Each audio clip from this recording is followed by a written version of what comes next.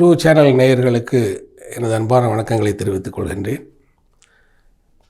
இன்று அன்றாட வாழ்விற்கு தேவையானவை பொருட்களும் மனிதர்களோடான உறவுகளும் மட்டும்தான் என்று கருதுகின்றார்கள். அது அல்ல. ஆன்மீகம் அது அன்றாட தேவைகளில் ஒன்றாக இருக்கின்றது. என மாறி வரும் வாழ்க்கை சூழலில் நமது தேவைகள் அதிகரித்து கொண்டே செல்லும் பொழுது அந்த மனத்திற்கான அழுத்தங்களும் அதிகரித்து கொண்டே செல்கின்றது. அப்படின்னா அதற்கு என்ன வழி? இன்றைக்கு சைக்காலஜிஸ்ட் அண்ட் சைக்காட்ரிஸ்டுக்கான தேவைகள் அதிகரித்து கொண்டே செல்வதன் காரணம் என்ன அப்படின்னா வாழ்வியல் முறைகளில் ஏற்படுகின்ற மாற்றம் தான். அதை நாம் எதிர்கொள்வதற்கு ஆன்மீகம் ஒரு அற்புதமான ஒரு கருவியாக இருக்கின்றது என்பதை புரிந்து கொள்ள வேண்டும். அதிலும் 12 திருமுறைகளில் கூறப்பட்டுள்ள உண்மைகள் நமக்கு ஒரு வாழ்க்கைக்கான வழிகாட்டிகளாக, ஒரு ஒளி விளக்காக, கலங்கரை விளக்கமாக நமக்கு தெளிவான பாதையை வகுத்து கொடுக்கின்றது என்பதை புரிந்து கொள்ள வேண்டும். அந்த 12 திருமுறைகளிலுமே 63 நாயன்மார்கள் பற்றி பேசப்பட்ட அந்த பெரிய புராணம், சேக்கிழார் பெருமான் எழுதிய பெரிய புராணம் என்பது நமக்கு ஒரு மிகச்சிறந்த ஒரு வழிகாட்டியாக திகழ்கின்றது. பெரிய புராணத்திலே கூறப்பட்ட 63 நாயன்மார்களும் பல்வேறு வகுப்பிலிருந்து வந்தவர்கள். சேரமான் பெருமாள் நாயனார் என்ற மன்னர் முதல் இறையடியார்களுக்கு அவர்களது துணிகளை துவைத்து கொடுக்கும் சலவை தோழலால் ஈராக,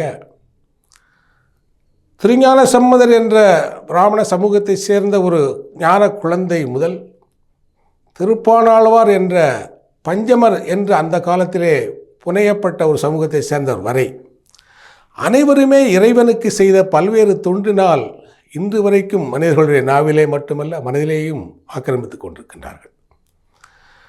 அப்படியானால் அவர்கள் எவ்வாறு இந்த உயர்ந்த நிலையை அடைந்தார்கள்?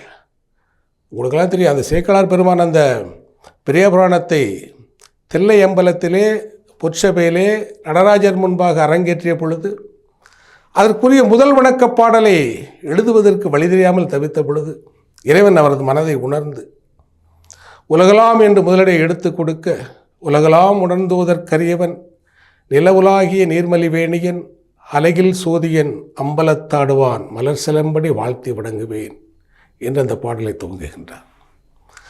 அந்த பாடலை துவங்கி அவர் ஆற்றொழுக்கு போல அனைத்து பாக்களையும் அவர் பாடி முடித்து அதை அரங்கேற்றம் செய்த பொழுது அந்த பாடலை இறைவனே தனது திருக்கரங்களால் எழுதி திருச்சிற்றம்பலமுடையான் என்று அதில் கையொப்பமிட்டதாகவும் அந்த புராணம் கூறுகின்றது.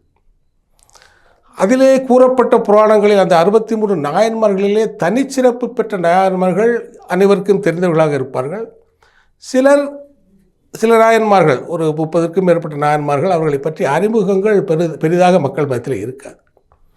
அவர்களை பற்றி நாம் கூற வேண்டும் என்ற ஒரு அவாவிலே இன்று நாம் பார்க்க இருப்பது கண்ணப்ப நாயனார்களுடைய வரலாறு, அவருடைய புராணம். திருக்காலத்தி மலையிலே ஒரு வேடுவர் குலத்தை சேர்ந்த அந்த வேடுவர் தலைவனுடைய மகனாக பிறந்து இன்று ஒரு இரவா நிலை என்பது அவருடைய பூத உடல் மறைந்து விட்டால் அவருடைய புகழ் இன்று வரையும் மக்களுடைய மனதிலே நடமாடிக்கொண்டிருக்கின்றது.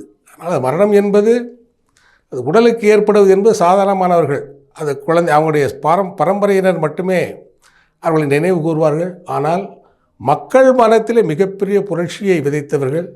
அவர்கள் உடல் மறைந்தாலும் புகழ் மனித இனம் இருக்கும் வரை இருந்து கொண்டே இருக்கும். அதற்கு எவ்வளோ சான்றாளர்களை நாம் காட்டலாம். ஆனால் இன்று நாம் எடுத்துக்கொள்ள இருப்பது கண்ணப்ப நாயனார். ஒரு வேடுவர் குலத்தினுடைய தலைவனாக அந்த மகனாக பிறந்தவர் என்பது ஒரு மன்னர் மரபு என்பது கிடையாது. அவர்கள் அவர்களுடைய குலதெய்வம் அந்த சிறு தெய்வ வழிபாடுகள் செய்பவர்கள் தான். அவர்களுக்கு சிவபெருமானை பற்றிய அறிமுகமே இருந்திருக்காது. அப்படி இருந்தும் எப்படி சிவபெருமானால் ஆட்கொள்ளப்பட்டார், இவ்வளவு இரவா நிலையை எய்தினார் என்று நாம் ஆராய புகுந்தால் அது சிவபெருமான் இவரை தனது சீடனாக ஏற்றுக்கொண்டு இவரை தடுத்தாட்கொள்ள வேண்டும் என்று அவர் கருணை தான் அதற்கு காரணமே தவிர இறைவன் பற்றிய கண்ணப்ப நாயனாரது அறிவு அல்ல.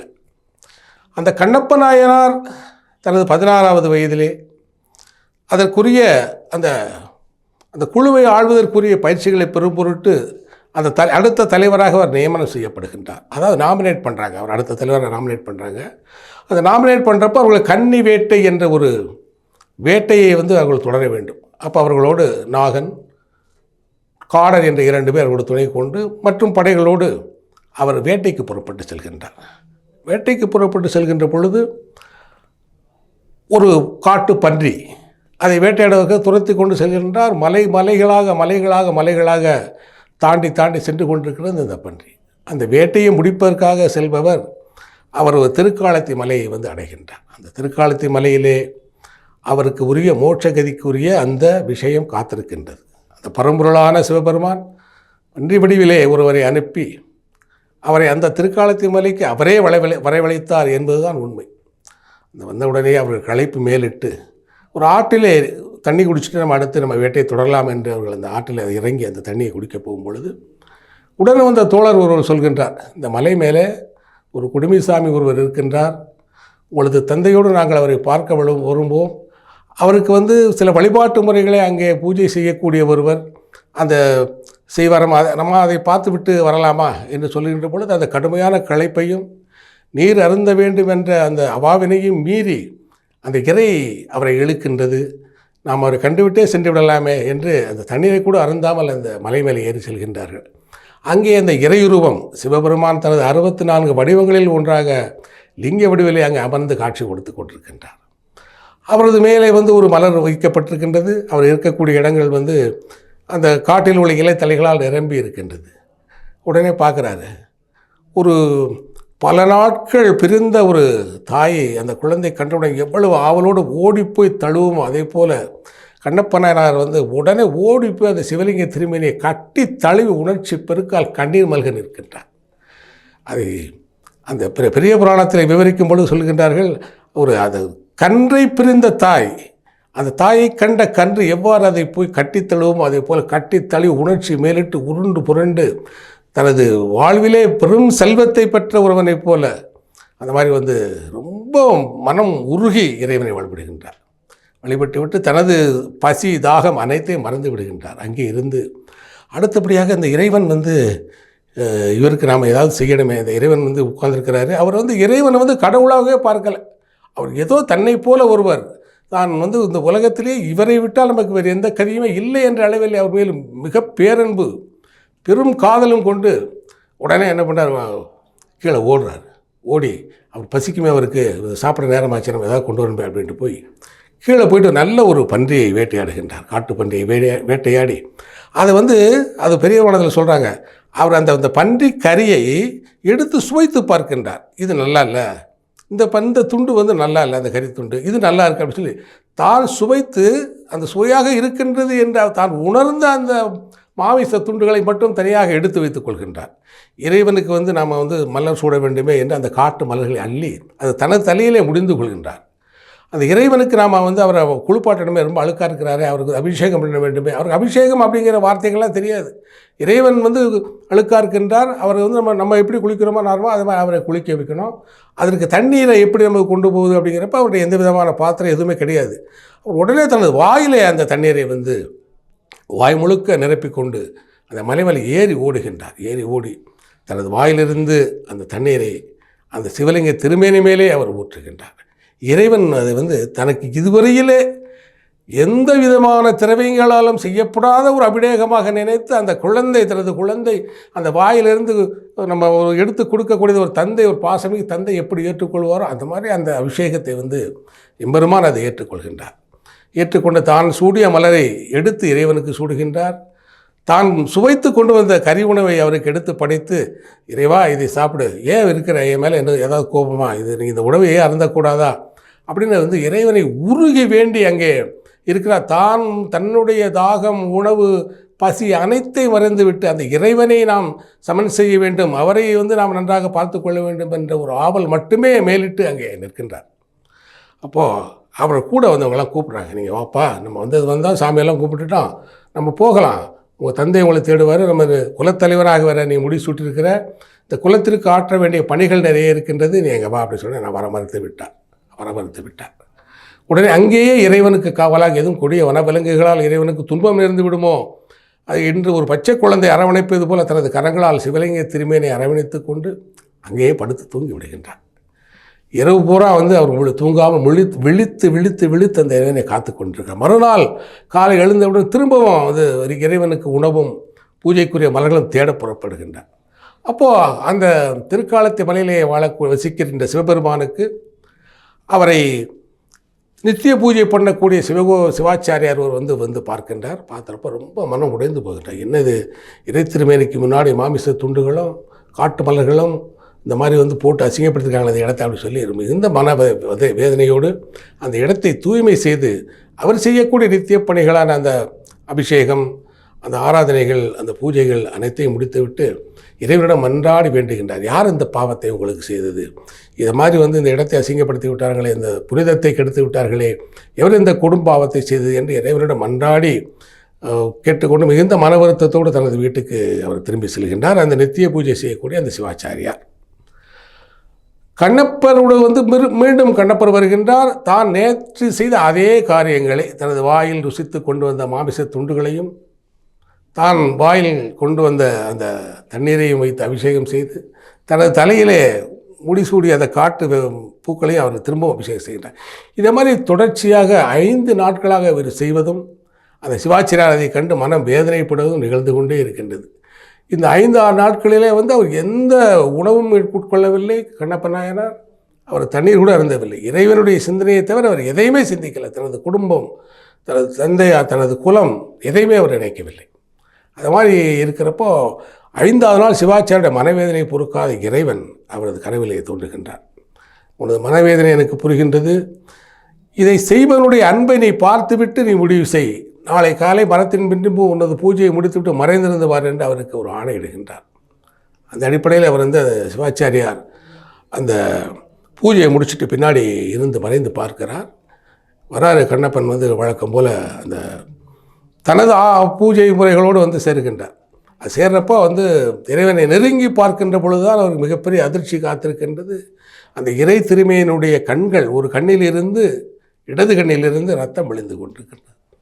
அப்படியே மூர்ச்சை அடைந்து விழுந்து விடுகின்றார். இறைவா, என்ன சோதனை எனக்கு வந்துவிட்டது? யார் இந்த கொடும்பாதகத்தை உனக்கு செய்தது?